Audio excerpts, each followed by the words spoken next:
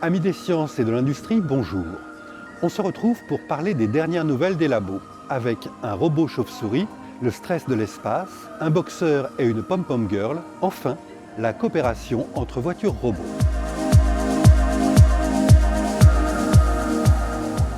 La chauve-souris est le seul mammifère qui pratique un vol similaire à celui des oiseaux.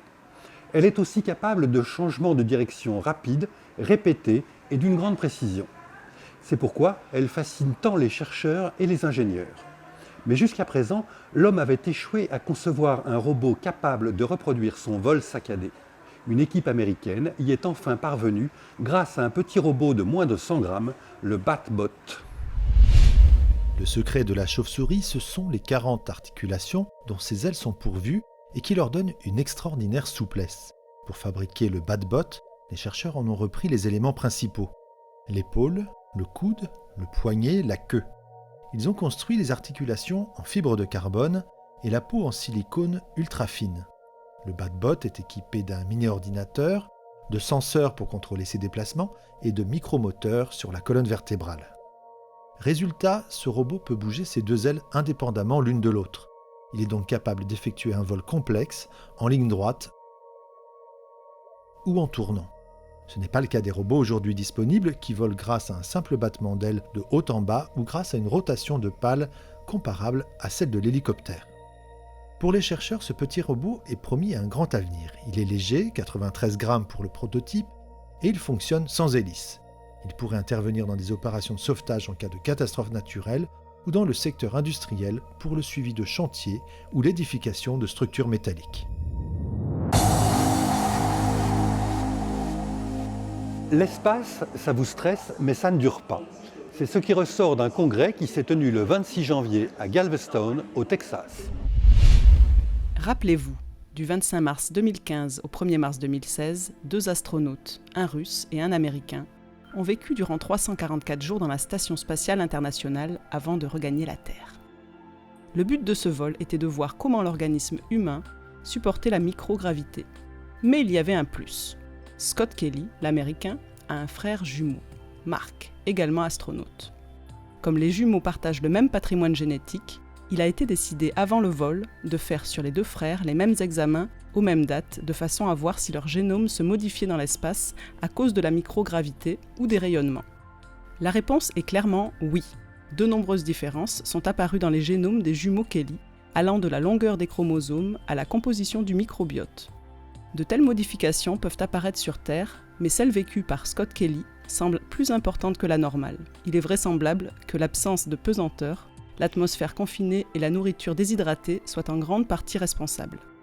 10 mois après le retour de Scott Kelly, de nombreuses modifications ont disparu, mais les 2 frères seront encore suivis médicalement durant 4 ans.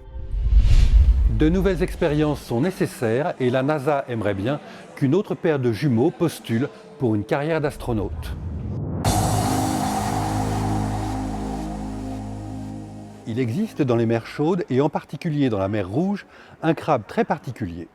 Son nom scientifique est Libia leptochelis, mais il est plus connu sous le nom de crabe boxeur et de crabe pom-pom girl. Vous allez tout de suite comprendre pourquoi. Comme tous les crabes, Libia leptochelis dispose de 5 paires de pattes dont la première est formée d'une paire de pinces.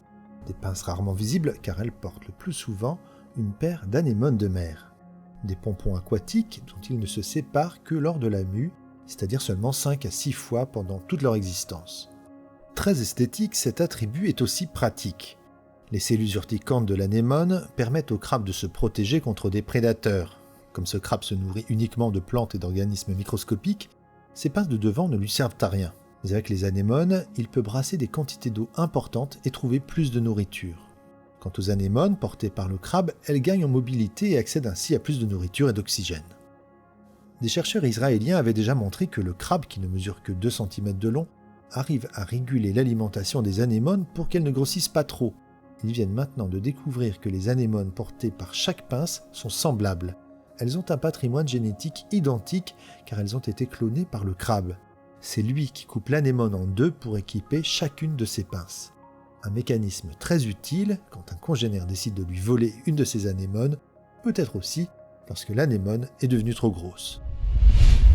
Si cet animal vous a plu, sachez qu'il est présent dans de nombreuses mers chaudes de la planète et que c'est aussi une espèce qui s'élève très bien en aquarium.